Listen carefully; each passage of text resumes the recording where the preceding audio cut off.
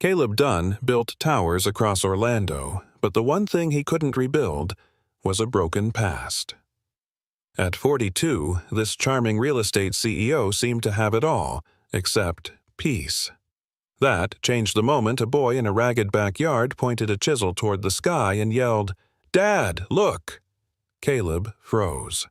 The boy, Finn, carved tiny wooden chairs with a talent too raw to ignore, and eyes too familiar to deny. What began as a walk past his old property became a journey into buried truths. Caleb hadn't seen Maya in 10 years. Now her son stood before him, carving what his heart could never say. Haunted by regret, Caleb discovers a painful secret. Maya never left. She was pushed away by someone close. As Caleb uncovers lies, bonds with Finn, and builds something deeper than real estate, one small wooden chair becomes a symbol of forgiveness and fatherhood. But when a greedy relative tries to cut him out of Finn's life forever, Caleb must decide: walk away again, or finally fight for the family he never knew he had. Will a boy's gift carve a path back to love?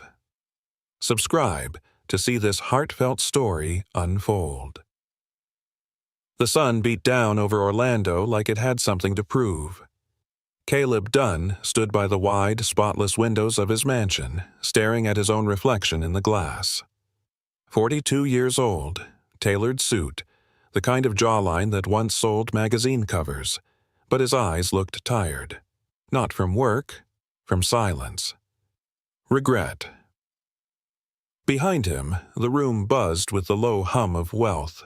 Clean marble floors, art worth more than his first 5 houses, and not a soul to share it with. He sipped black coffee, then tossed it in the sink, untouched. Outside, his estate rolled out in green waves, lawns, fountains, symmetry. But beyond the property line, the world changed. A narrow patch of wild grass, fenced only halfway, and a crooked old shed still standing like it refused to give up. He used to play there as a kid. He hadn't stepped into that yard in years. He was about to turn away when something moved. A boy, maybe 9, crouched low in the weeds with a chunk of wood balanced on his knees, a pocket knife in his hand. His brow furrowed, lips pressed tight in concentration. Then, "Dad, look!" Caleb's chest stopped. The boy waved the carved piece toward him, eyes lit up with excitement. "Dad, I got the legs even!" Caleb stepped back from the window as if he'd been hit.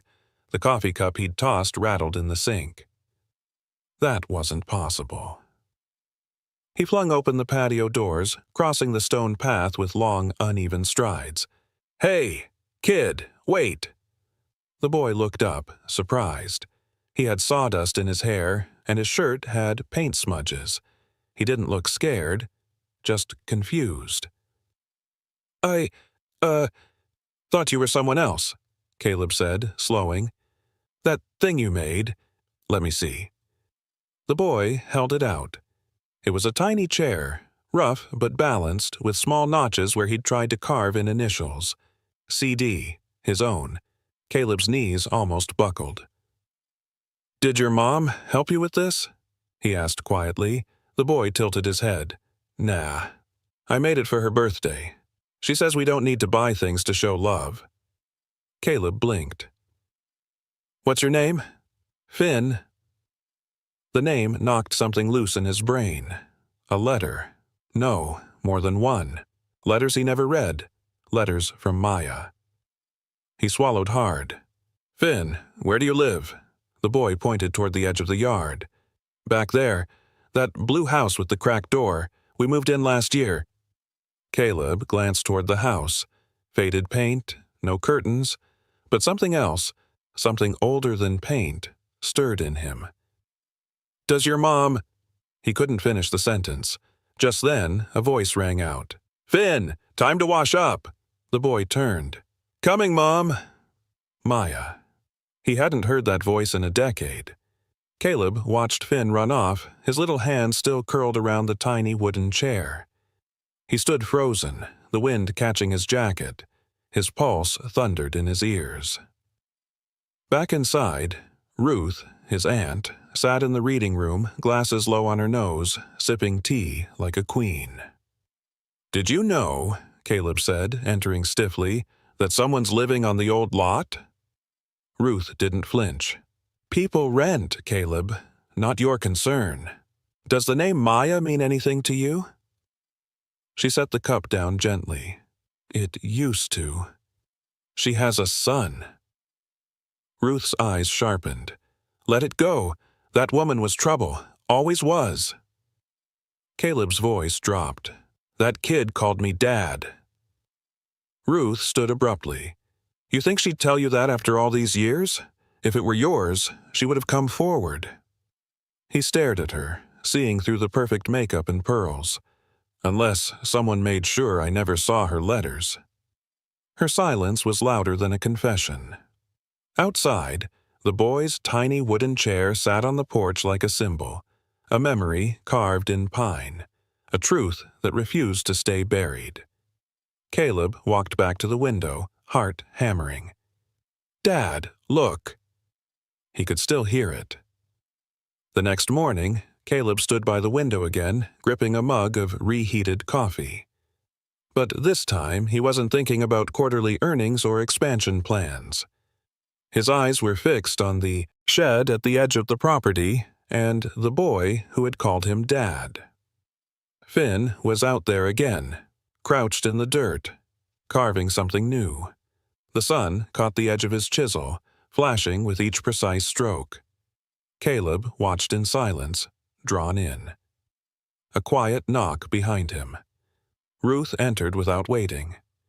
"You missed your call with Zurich," she said, her tone clipped. "Shall I reschedule?" Caleb didn't look away from the window. "No, cancel it." Ruth blinked. "You're skipping an international merger for... what, that boy again?" Caleb turned, voice calm but cold. "His name is Finn." "He's not yours," she said, folding her arms. "You would have known." "Maybe I would have," he said evenly, "if someone hadn't intercepted the truth." Ruth's eyes narrowed, but she didn't deny it. She simply walked out, heels clicking like gunshots against the marble. Outside, Finn stood and held up a small piece of wood shaped like a bird. He grinned. Caleb couldn't help it. He stepped outside. As he approached the fence line, Finn looked up, surprised but not afraid. "Back again, Mr. Fancy Shoes?" Finn joked. Caleb chuckled. "Guess I am. What are you working on today?" "A sparrow," Finn said proudly. "My mom says they're small but brave." Caleb nodded. "Can I sit?" Finn shrugged. "Sure. Just don't mess up the paint bucket." Caleb sat cross-legged in the grass, watching the boy's hands work. The movements were careful, practiced, like someone twice his age. "Who taught you this?" he asked softly. "My mom, mostly, but I learned a lot just by doing it wrong first," Finn said, then smiled. "Sometimes mistakes make it cooler." The words hit Caleb harder than expected. "Did your dad ever—" "I don't have a dad," Finn said quickly. "It's just me and Mom. Always has been." Caleb opened his mouth, then closed it. He didn't know what to say that wouldn't tear something loose. Finn suddenly leaned over and rummaged in an old shoebox beside him. "Want to try carving something? Here, use this one. It's sharper." Caleb took the knife, hesitating.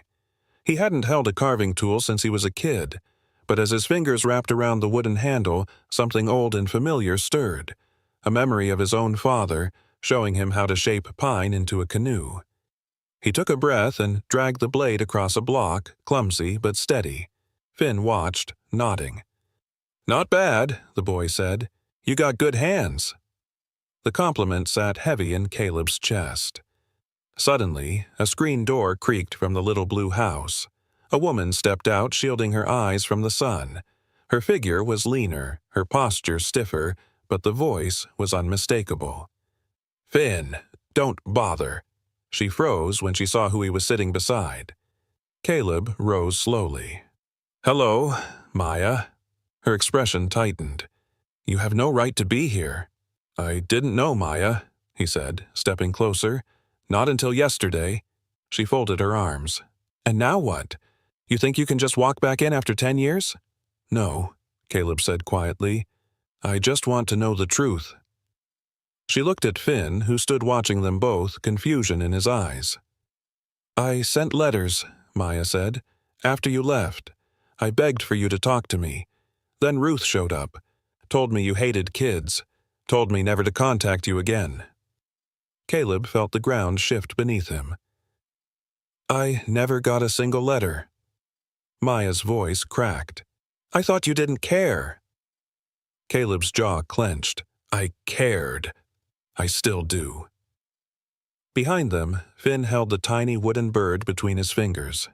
Did you guys know each other or something? Maya swallowed hard. Yeah, sweetheart. A long time ago.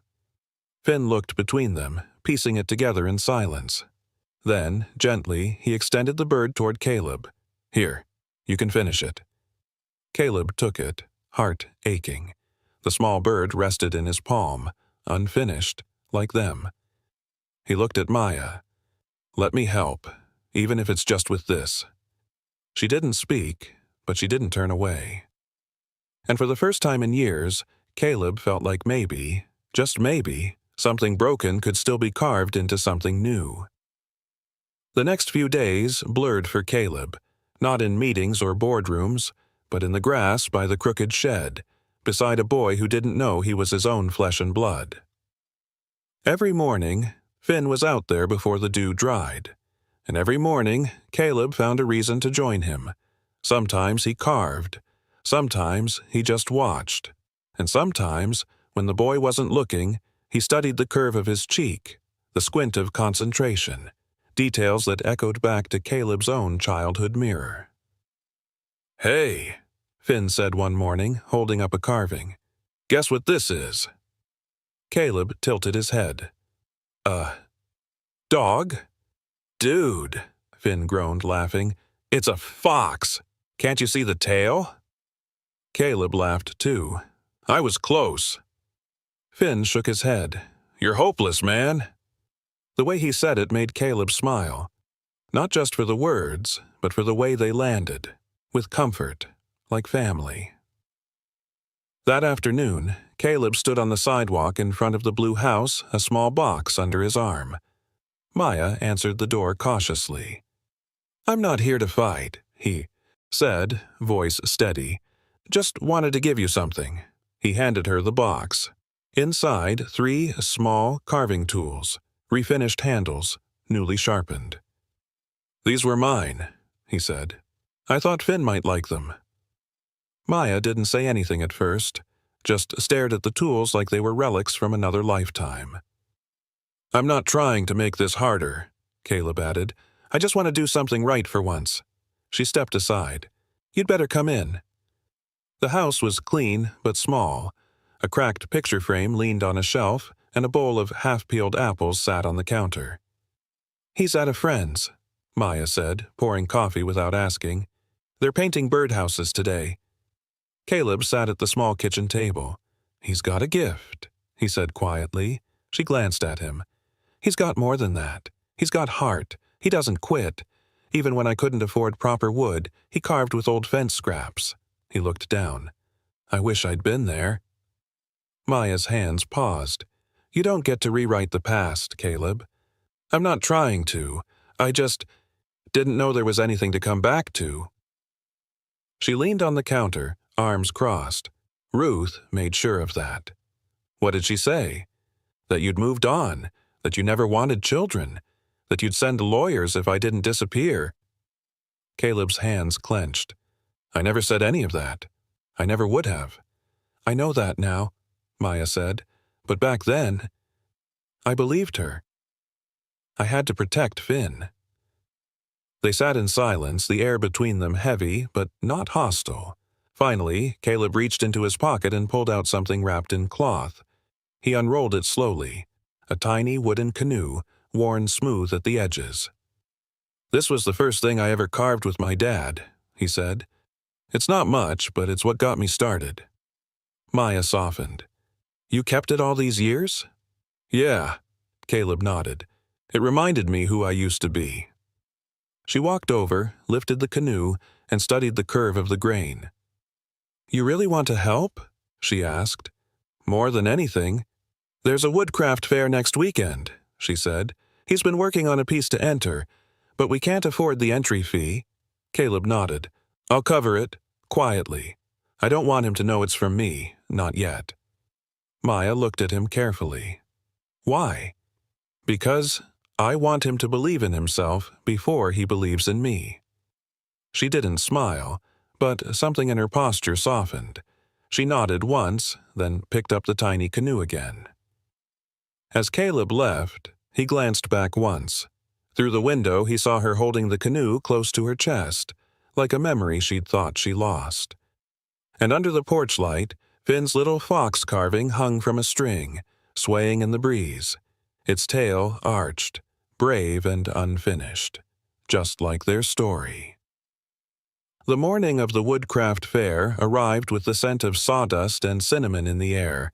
Booths lined the sunlit park near Lake Eola, each one alive with color, laughter, and the hum of carving tools at work.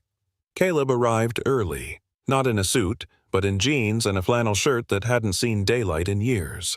It felt unfamiliar, but right. He spotted Finn under a striped tent, stacking his creations on a fold-out table. Small animals, boats, and one centerpiece, an unfinished chair, delicate and curved, with thin, uneven legs. "That's new?" Caleb said, stepping closer. Finn turned, smiling wide. "Started it last night. Still working on the backrest. Want to help?" Caleb hesitated. "You sure?" "Yeah." Finn nodded, already handing him a chisel. "You carve better than I thought." They worked side by side, the sound of scraping wood like a quiet rhythm between them. Maya arrived minutes later, carrying juice boxes and a roll of blue ribbon. Caleb glanced at her, and she gave a slight nod. Not approval, but maybe trust. It was a start. "You two have a name for the booth?" she asked, arranging Finn's display. "Yeah," Finn grinned. "Little Legends." Maya raised an eyebrow. "That yours?" "Caleb said it yesterday when I finished the fox," Finn replied. "Said every carving has a story. So, I made it our name." Caleb looked up, startled, but proud. The fair began to buzz as the families trickled in. Judges in polo shirts strolled from tent to tent, jotting notes on clipboards. Finn stood straighter when they passed, his hands behind his back like a little businessman. Then, from across the fair, a deep voice called out, "Caleb?" He turned. Ruth. Draped in pearls, clutching her designer purse, Ruth cut across the grass like she owned it. "What are you doing here?" Caleb asked, instantly on edge. "I could ask you the same," she sniffed. "Playing house with your past?" Maya stepped closer, instinctively standing in front of Finn. Caleb spoke low. "Leave." "I won't let you throw everything away for this." Her eyes darted to Maya. "She's not your future." "No," Caleb said, voice tightening. "She's my truth." Ruth stepped forward, eyes sharp. "You think the board won't notice your absence? You think your investors will approve of this distraction?" "I think they'll notice when the man they bet on starts becoming human again," he said. "And maybe that's worth more." Ruth scoffed. "You're being foolish." Caleb stepped even closer. "You lied to me. You took Maya's letters. You told her I wanted nothing to do with her or the baby." A few heads turned. Ruth stiffened. "I did what I had to do," she said through clenched teeth. "You were young, reckless. You had no business with a child. You would have ruined everything we built." "I was building someone else's dream," Caleb said. "Now I want my own." Ruth looked at Finn, then back at Caleb. "He's not your legacy." "No," Caleb said softly. "He's my son." Silence rippled around the booth. Maya's breath caught. Finn froze, chisel in hand. The boy looked between them, wide-eyed. "You're... my dad?" Caleb's voice broke.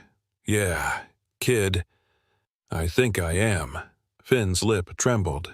Why didn't you come before? I didn't know, Caleb said, stepping closer, but I'm here now. Finn looked down, then reached for the tiny chair. He placed it in Caleb's hands. Then finish this with me. Caleb blinked, holding the fragile frame. You sure? Finn nodded. It's for our booth, for our story. Maya stood quietly, tears lining her lashes, but she didn't stop them this time. And as the sun climbed higher, Caleb and Finn bent over the tiny chair, two sets of hands shaping wood, memory, and maybe redemption. Caleb sat on the edge of the porch steps, Finn's tiny chair beside him, sunlight catching the smooth grain. The fair had ended hours ago, but the image of Finn holding the ribbon, third place, but proud as a champion, was burned into his mind. Inside the house, Maya was putting away dishes. The clink of ceramic echoed softly through the open window. Finn ran up with a sketchbook in hand, breathless. Hey, look at this. Caleb smiled. Let me guess. Another fox? Nope, Finn said, flipping to the latest page. It's us, at the booth. I drew you carving with me. The drawing was rough, crayon lines overlapping, but the figures were unmistakable. One tall, one small, both bent over a chair with curved legs. Caleb's throat tightened. You're good at this. Finn shrugged. Mom says I see people the way I want them to be. Caleb looked at the boy. How do you see me? Finn hesitated. Different from before. You don't seem like someone who leaves. That hit harder than anything Ruth had said. I want to stay, Caleb said quietly. Even if you're rich and busy? Finn asked. Caleb nodded. Especially then. From the doorway, Maya watched in silence. She crossed her arms, then called, Dinner's ready! They sat around the tiny kitchen table, the three of them. Caleb said grace, stumbling through it, and Finn giggled when he forgot the last line. After dinner, Maya poured tea while Caleb cleared the plates. You're different now, she said, her voice low. I feel different, he replied. She studied him. Is it guilt? Or something deeper? Caleb leaned against the counter. It's regret. Regret for walking away, for believing Ruth over my own heart, and it's hope, because this time I'm not going anywhere. Maya nodded slowly. He's getting attached. Don't hurt him. I won't. She hesitated. Ruth called me again today. His jaw clenched. What did she say? She offered me money, told me to disappear with Finn, said it's best for your image. Caleb stepped closer. That ends now. He pulled out his phone, scrolled to Ruth's number, and deleted it. Then, without a word, he placed the phone face down on the table. I'm not running anymore, he said, and I won't let her keep controlling my life. Finn entered the room again, holding a new piece of wood. Can we carve tonight? Caleb glanced at Maya. She gave a slight nod. Sure, he said. Let's do it on the porch. Under the porch light, they worked together. Caleb showed Finn how to sand the corners, how to hold the chisel firm but not forceful. They laughed when Finn dropped a shaving in his juice cup. Dad, Finn said suddenly, without looking up, do you think you'll still come around after this week? Caleb froze. I mean, Finn continued, after the fair and all. Some people only show up for the big stuff. Caleb set down his tool. I'm not just here for one weekend, kid. I want to be here for all of it. Practice days, rainy days, mess-ups. Finn looked at him, eyes unsure. Even boring days? Especially boring days, Caleb said, ruffling his hair. A quiet moment passed between them. Then Finn whispered, Okay, just don't leave again. Caleb reached over, brushing wood dust from the boy's cheek. I promise. Inside the house, Maya sat by the window, watching them. Her fingers traced the edge of a photo frame, an old picture of her and Caleb, taken before everything fell apart. She stood, opened the drawer, and pulled out a folded envelope. It was the first letter she'd sent after Finn was born. Never mailed. She opened it now. Dear Caleb, I hope someday you find your way back. He has your eyes.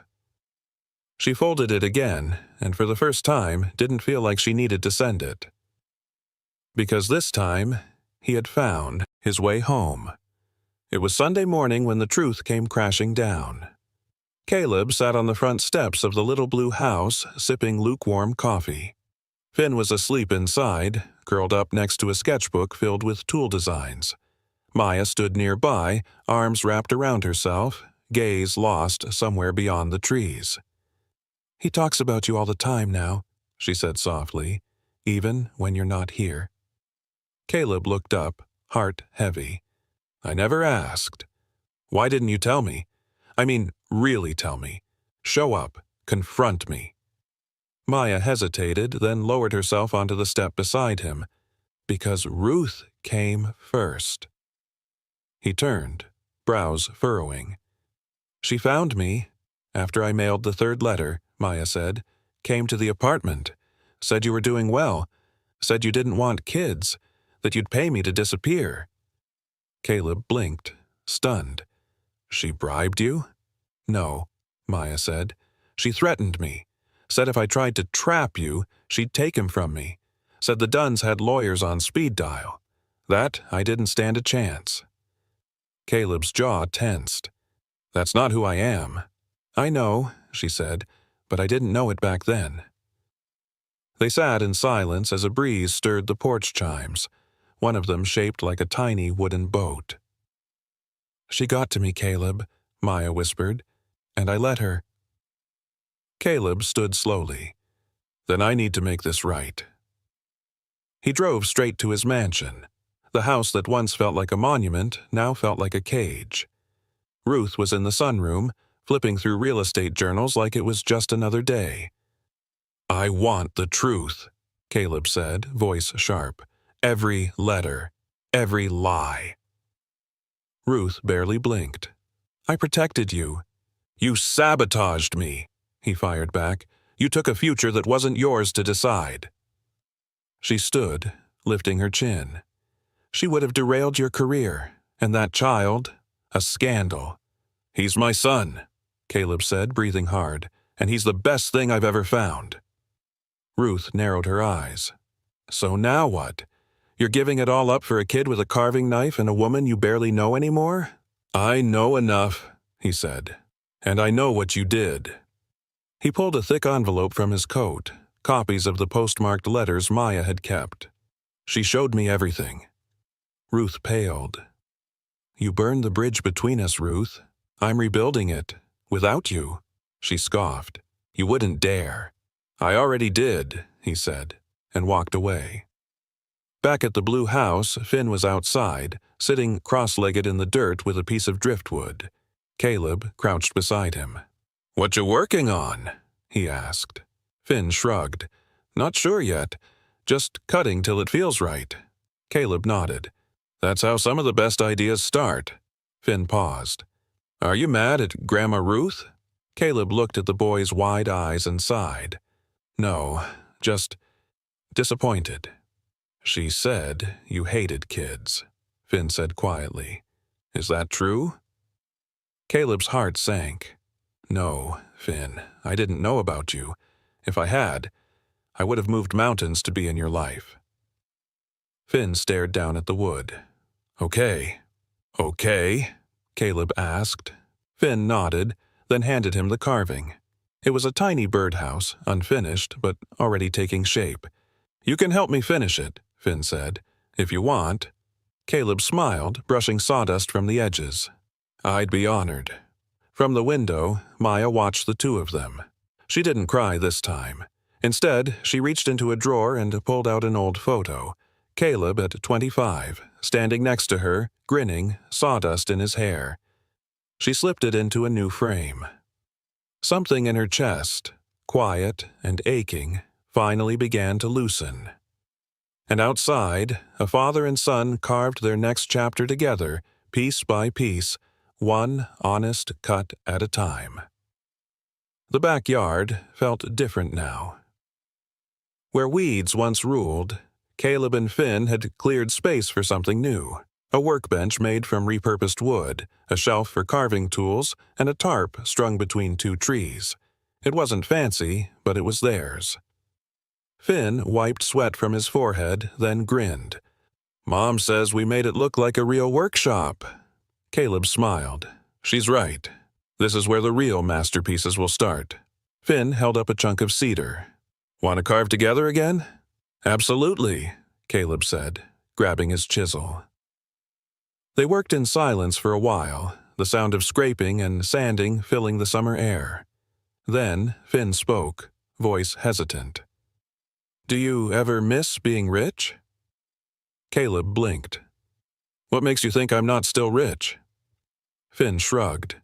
"You don't act like a rich guy anymore. You're here all the time. You wear flannel shirts. You eat cereal with us." Caleb laughed. "Maybe I'm richer now than I ever was." Finn tilted his head. "That's cheesy." "Yeah," Caleb said, "but true." From the kitchen window, Maya watched them. She'd seen the shift, not just in Caleb, but in Finn. The boy smiled more, laughed louder, slept easier. And Caleb, he wasn't the polished CEO anymore. He was something better, present. Later that evening, Maya stepped onto the porch with lemonade and a quiet question. "Would you be willing to help at Finn's school?" she asked. "They need volunteers for the arts program. Budget's at the mess." Caleb didn't hesitate. "Count me in. Even if it means trading a business trip for a bake sale? I've missed enough already," he said.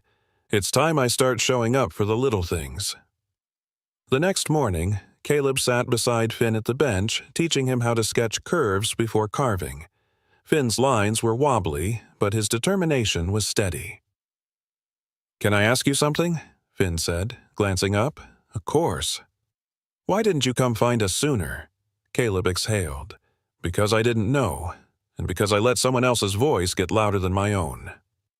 Finn nodded slowly. "I'm glad you're here now." Caleb reached over and tapped Finn's drawing. "This one's special. What's it for?" Finn grinned. "A surprise." He wouldn't say more, but he hid the drawing in his backpack like it was treasure. That afternoon, while Finn was at school, Caleb invited Maya to walk with him through the old side of town. They passed shuttered storefronts, peeling murals, broken benches. "I want to do something here," he said, stopping beside an abandoned hardware store. "Something for kids like Finn, like I used to be." Maya raised an eyebrow. "What kind of something?" "A real workshop, community space, tools, lessons, mentors, a place to create." Her expression softened. "That sounds beautiful." He looked at her. "Would you help me lead it?" She didn't answer at first. Then she smiled. "Only if I get to veto your interior design choices." He laughed. "Deal." That night, Finn ran up to Caleb, practically bursting with excitement. "Look what I made!" He held up a drawing, detailed, full of color. It showed a large room filled with benches, tools, and kids carving side by side. Above the door was a hand-painted sign, Finn's Corner. Caleb stared at it, moved beyond words. "This is what you meant?" he asked. Finn nodded. "I want other kids to have a place to build stuff too." Caleb knelt beside him. "Then let's build it together." Maya stepped into the doorway, watching them. And just like that, beneath a homemade tarp and scattered wood shavings, a new chapter had already begun. Not in boardrooms, not with contracts, but in the way a boy handed his father a dream on paper and believed he'd carry it forward. Caleb's days were now filled with sawdust, sketches, and Finn's laughter echoing through the backyard. The new community space, still just an idea on paper, was beginning to take root. But behind the smiles, a quiet storm was brewing. One afternoon, while Finn was at school, Caleb stopped by the post office to check a P.O. box he hadn't used in years. He rarely got mail there anymore, but something about that old key had tugged at him. Inside, he found an envelope, no stamp, no return address. He opened it on the sidewalk. Inside were photocopies, legal filings. Caleb's name was on them. So was Finn's. At the bottom, in heavy black ink, a name he hadn't expected: Ruth Dunn. His hands shook as he scanned the text. Petition for emergency guardianship. Motion to block parental visitation. Statement claiming Caleb was emotionally unstable and reckless. He staggered back, heart pounding. She was trying to take Finn from him. That night, Caleb sat at Maya's kitchen table, the documents spread before them. Maya read every word slowly, then looked up, stunned. She filed this weeks ago. Caleb nodded. Probably before the fair, before she knew I wouldn't back down. Maya clenched her fists. This is vicious. She wants control, Caleb said. She thinks if she can make me look unfit, she can sever this bond before it becomes permanent. Maya whispered, or before we become a family again. They sat in silence, the gravity of it sinking in. Finn came in moments later, dragging his backpack and a wood-chip-covered hoodie. What's going on?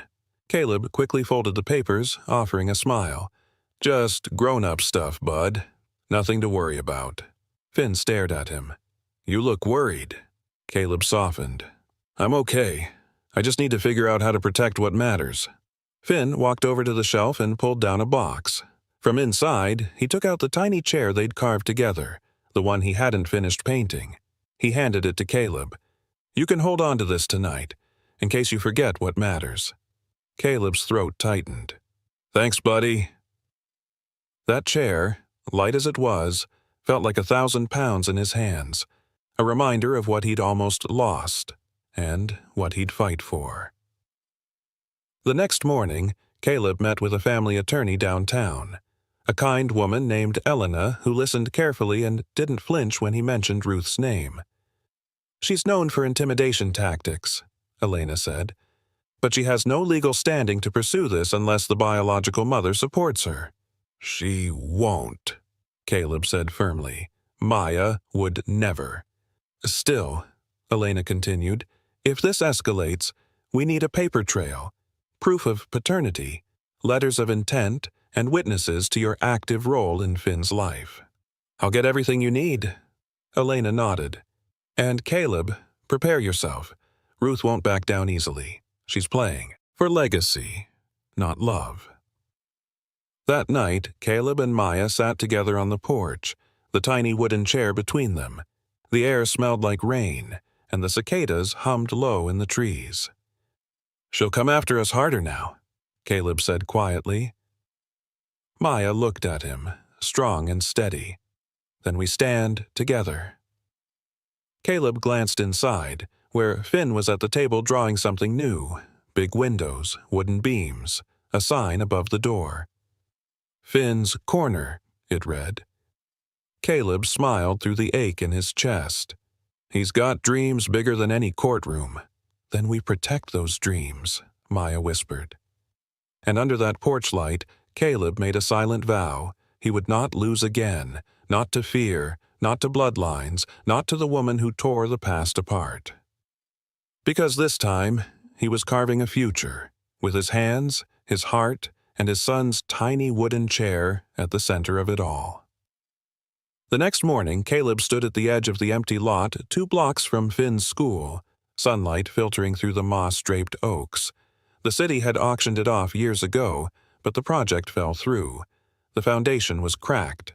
The weeds were high. But to Caleb, it looked like possibility. He dialed a number from memory. Davis, I'm calling in that favor. I need permits, cleanup crew, and a backhoe by Monday. Another luxury condo? Davis asked. No, Caleb said, smiling. A wood shop. For kids. That afternoon, he showed Maya the blueprints. Hand-drawn, raw, but full of promise. Finn's corner, just like he imagined it. Maya traced the shape of the wide front doors. "You're serious about this?" "As serious as I've ever been," Caleb said, "but I need to step back from some things to make room for this." She looked up. "What do you mean?" "I canceled the deal in Chicago, walked away from $50 million. Maya's eyes widened. "Why?" Caleb looked toward the window, where Finn sat carving at the kitchen table. "Because I'd rather build something for him than build another high-rise I'll never visit." Later that night, Finn stood beside Caleb in the dusty lot, his sneakers sinking into the soft earth. "This where it's gonna be?" Finn asked. Caleb nodded. "Right here, your first workshop." Finn grinned. "Can we put a snack shelf in it?" Caleb laughed. "You bet." He pulled out 2 pieces of wood and handed one to Finn. "Let's mark it. First cuts." They both knelt, carving initials into the ground beam, FD and CD. A few days later, the community buzzed with activity. Volunteers painted, swept, and planted herbs by the window boxes. Caleb walked from station to station. No suit, no clipboard, just a man with rolled sleeves and sawdust in his beard. But behind the scenes, Ruth wasn't done. She'd filed for an emergency hearing, fast-tracking the custody petition. The date landed on the same week as the center's opening. Caleb sat across from his attorney, face drawn. "They want to challenge paternity?" he asked. "No," Elena said. "They're using your past. Workaholic reputation, bachelor lifestyle, even a tabloid from 5 years ago." Caleb shook his head. "And she's doing it to stop this, all of it."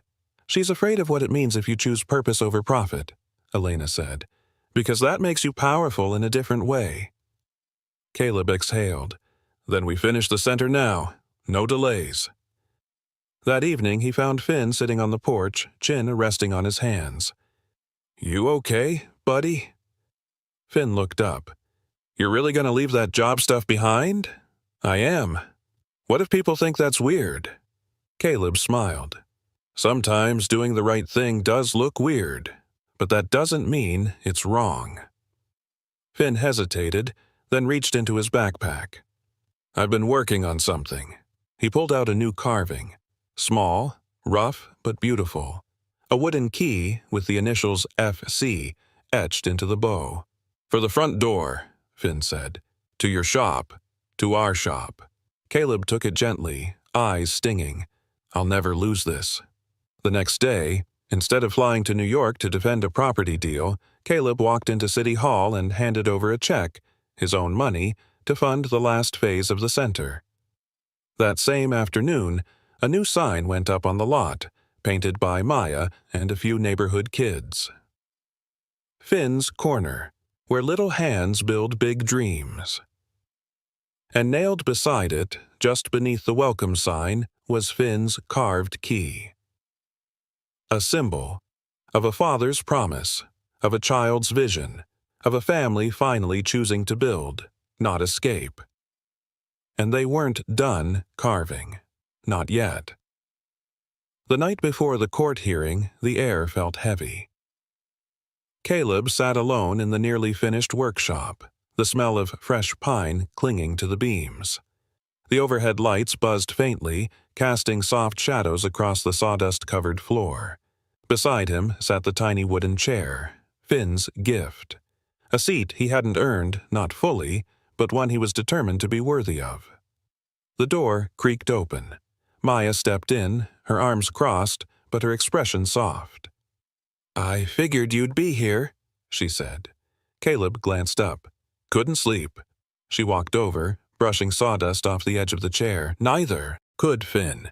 He said he wants to come to court with us." Caleb shook his head gently. "He shouldn't have to. He's just a kid." Maya sat beside him. "He's not just a kid. He's your kid, and he knows what's at stake." They sat in silence for a moment, the weight of everything pressing close.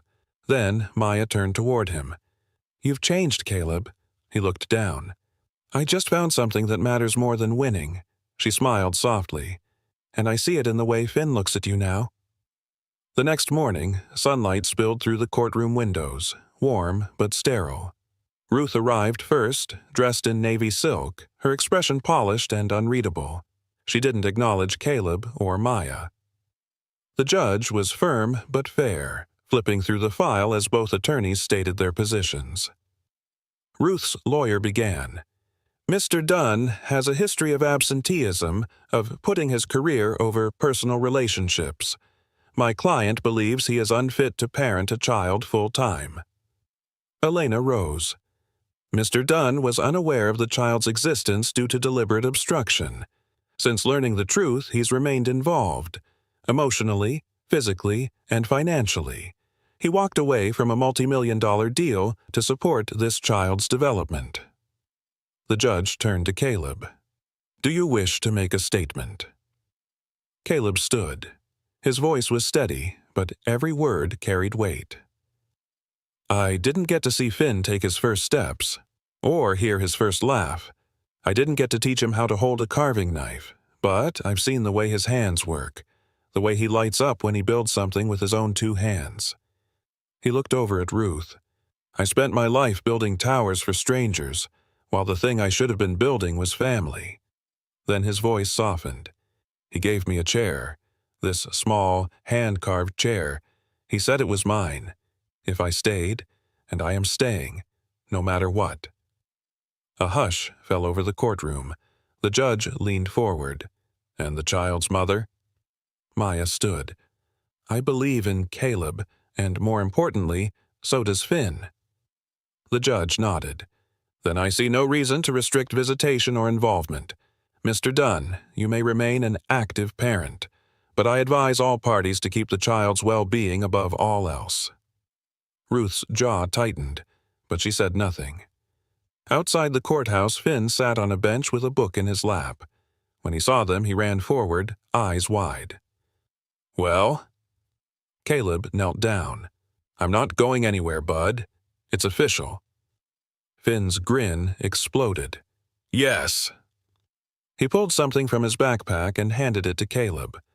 Another chair, this one smaller, painted bright blue, and on the backrest carefully etched, for Dad, because you stayed. Caleb swallowed hard, cradling it in both hands. Maya looked on, her eyes full of tears, but this time they were soft, healing. Later that afternoon, they brought the new chair to the workshop. It sat beside the first one, under a window where sunlight poured in. 2 chairs, 2 beginnings. One made in hope, the other made in trust. The morning sun slanted through the high windows of the nearly finished workshop, catching on the sawdust suspended in the air like gold dust. Finn stood by the front table, paintbrush in hand, dabbing soft green across the tiny legs of a new miniature chair. Caleb watched from the doorway, coffee cooling in his hand. That one's looking sharp, he said. Finn grinned. It's for the welcome shelf. Gonna be the first thing people see when they walk in. Caleb stepped closer. Why, chairs. Finn shrugged. People don't notice chairs, but when one's missing, you feel it. Caleb nodded, struck silent by the wisdom in that. You think I was a missing chair? Finn looked up. You were, but now you're the one building them. Maya entered carrying a box of donated tools. She set it down with a soft thud. We got a dozen chisels, a new lathe, and some carving knives, dull but usable. Caleb smiled. We'll sharpen them. She pulled out a crumpled flyer from her back pocket. And we're on the school's newsletter. Grand opening of Finn's Corner, Saturday at 10. Think you'll survive the crowd? Barely, Caleb said, chuckling. But that's the plan. That evening, as twilight draped the backyard, Caleb and Maya sat together on the steps. Finn was inside, singing to himself while brushing polish onto his wooden key display. Caleb stared out at the stars blinking into view. There's something about building something small, something with your hands. That's healing. Maya glanced at him. Like forgiveness? He nodded. And purpose. She leaned her shoulder gently against his. And love? Caleb looked at her. Especially that. A long pause stretched between them, easy and warm. Then Maya said, "Finn's been sleeping with both chairs by his bed, yours and his." Caleb chuckled. "Yeah? He says one's to remember how far you've come, and one's in case you ever forget." Caleb's throat tightened. The next day, as final touches were being made to the shop's interior, Finn ran in holding a sealed envelope. "I found this in the mailbox," he said, handing it to Caleb. Caleb opened it slowly. Inside was a thick document.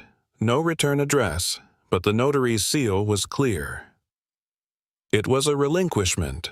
Ruth had withdrawn her petition. No fight, no appeal. Just one handwritten note at the bottom. "Let the boy have what I couldn't give you.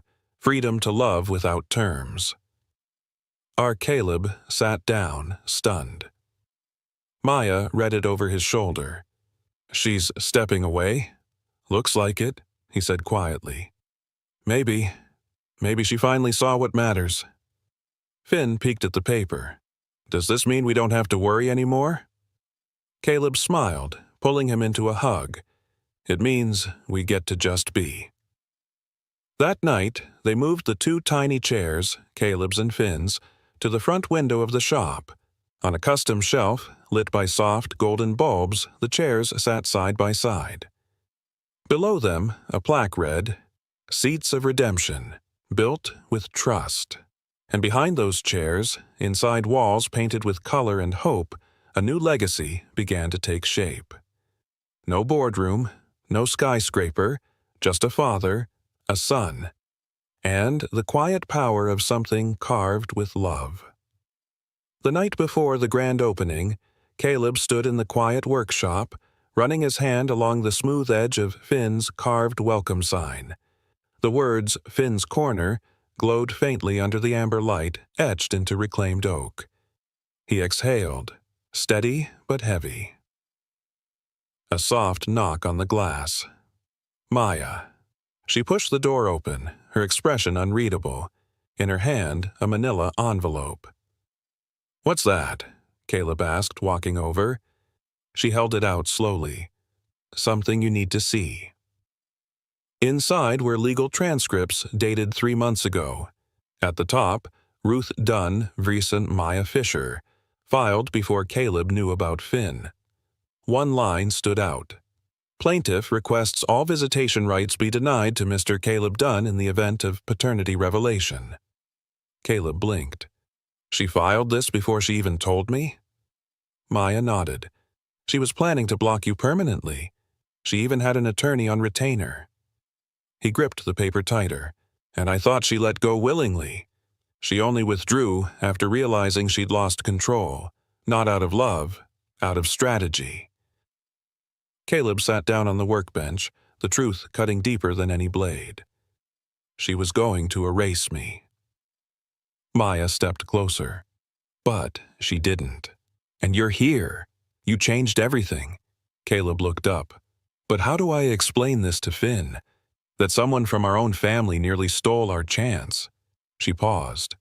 "With honesty, with grace, and with that chair." He turned, eyes landing on the small painted chair by the window, the one Finn had labeled Dad's Place. The next morning, the sun rose warm and golden. The sidewalk outside the shop bustled with families, kids holding painted signs, neighbors carrying pies and lemonade. Caleb stood by the door, trying to smile, but the weight of that envelope still tugged at his chest. Then Finn came barreling out from the back room. "Dad, come quick! You gotta see what I made!"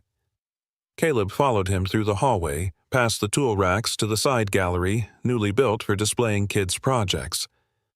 In the middle stood a tall carving, a bench, hand-sanded, etched with 3 names, Finn, Maya, Caleb.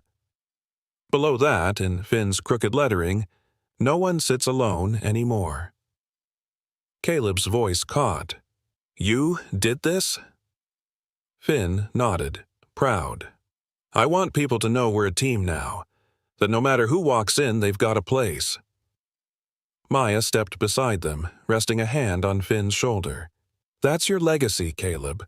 Not Ruth's schemes, not your old deals. This. Outside, the ribbon cutting began. Mayor, principal, neighbors, all cheering. But Caleb held back. He knelt beside Finn. Hey, before we go out there, there's something I need to tell you. Finn looked up, curious. Remember when I said I didn't know about you because of a mistake? Yeah? It wasn't just a mistake, Caleb said gently. Someone in our family tried to keep us apart. They thought they were protecting me, but it wasn't right. Finn blinked. Was it Grandma Ruth? Caleb hesitated, then nodded. Yes. Finn was quiet. Then he asked, Is she still trying to stop us? Caleb shook his head. No, she gave up.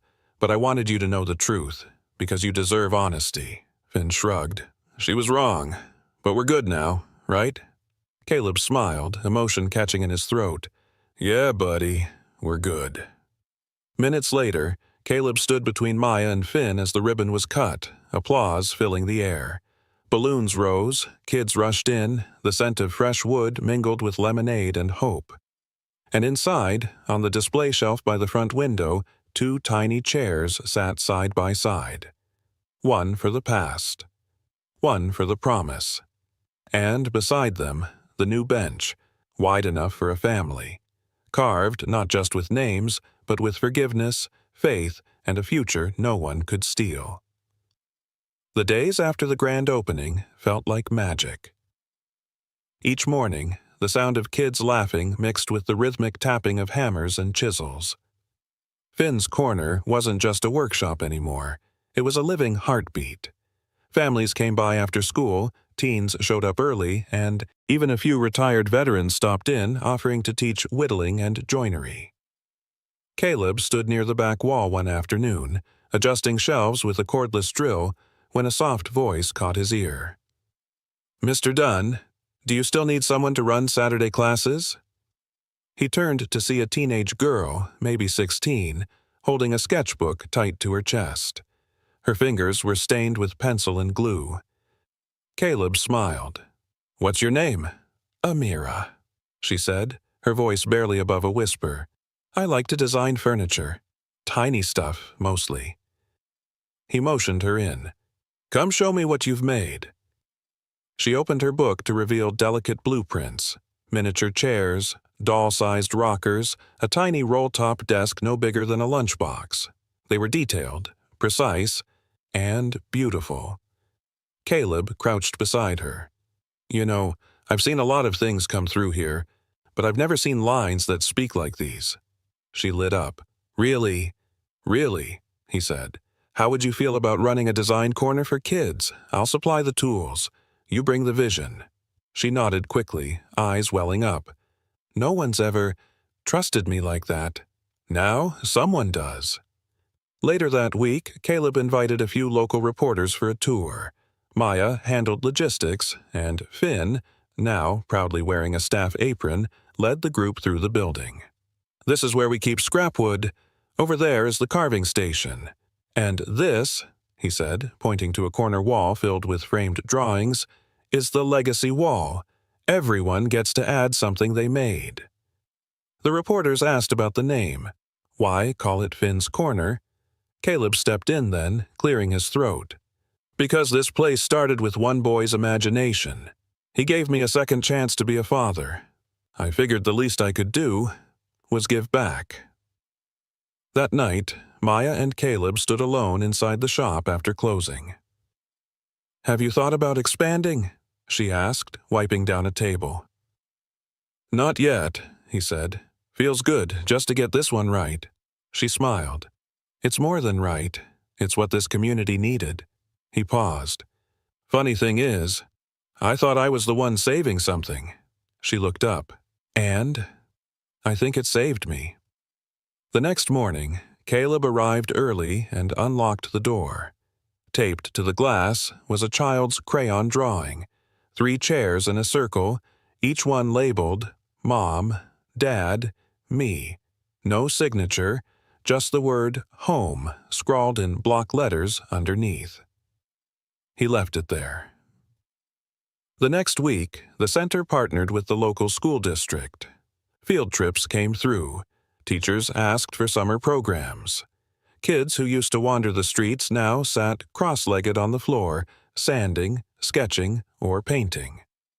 Caleb walked through the building one afternoon and stopped by the bench Finn had made, the one etched with all three of their names. He ran his hand over the carving, smiling. Maya walked in behind him, holding a clipboard.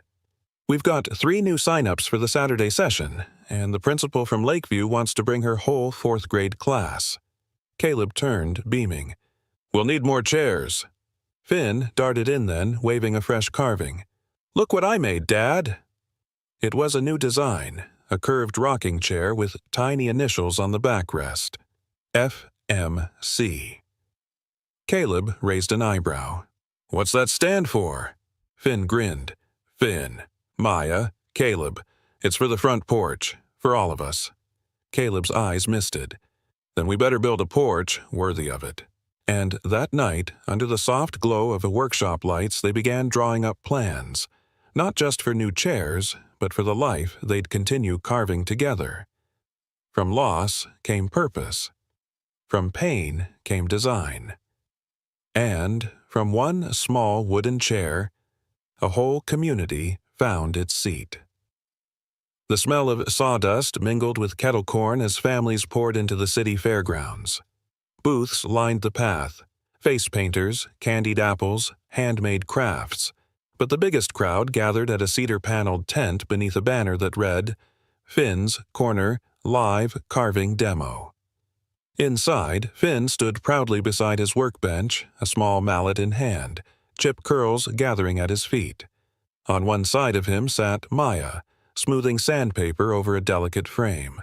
On the other, Caleb, wearing an apron that said, "Just a dad with a chisel," carved with calm, focused hands.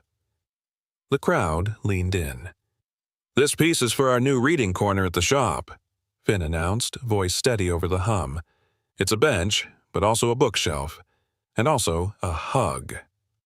Laughter and applause. Caleb glanced over, his eyes full of pride. "Taught by the best," he said, motioning to Finn. Someone from the crowd called out, "Are you the real Caleb Dunn, the CEO?" He stood straight, wiped his hands on his apron. "Used to be. Now I just build benches with my son." Soft murmurs turned to cheers. Later, as the sun dipped low and the sky burned orange, the trio packed up the tent. Maya folded up the tablecloth while Finn carefully cradled the bench they'd carved together. 3 interlocking chairs with curved arms, etched with leaves and stars. "You think we can put this in the window?" Finn asked. "Front and center," Caleb said, brushing sawdust from the edges. As they walked toward the exit, they passed a quieter part of the fair. A woman sat alone on a wooden bench beneath a sycamore tree. Ruth. Older now, thinner, not polished, not sharp, just tired. Caleb paused. "I'll catch up," he told Maya and Finn. He approached slowly, hands in his pockets. "Didn't expect to see you here." She didn't look up. "I wasn't planning to come. Just wanted to see if it was real." He nodded. "It is." A long pause. "I was wrong," she said finally, voice barely audible. "I thought keeping you from that boy would protect you. From disappointment. From mistakes." Caleb's voice stayed even. "You took away 10 years. I know." Silence hung. Then he said, "But we're here now, and we built something better than anything I ever had." Ruth looked up, tears in her eyes. "Is there a place for me?" Caleb glanced toward the carving Finn held. 3 chairs, curved arms, no gaps. He met her gaze. "There's always room, Ruth, but this time, it's earned." She nodded, a flicker of peace crossing her face. Later that night, back at home, the trio gathered on the porch of Caleb's once lonely mansion, now lit with wind chimes, planters, and tiny hand-painted signs. Finn placed the interlocking bench in the corner of the yard under a string of warm bulbs. "It's our story, right?" he asked. "3 chairs, but connected." Caleb put an arm around his shoulders. "Exactly that." Maya leaned in. "What should we call it?" Finn grinned. "The family seat." And as fireflies danced in the summer air, the 3 of them sat down. No fanfare, no audience, just love carved into every grain of wood beneath them. From pain came beauty. From silence, laughter. And from a boy's bold voice yelling, "Dad, look!" a family was formed stronger than oak. They didn't just build furniture. They built each other.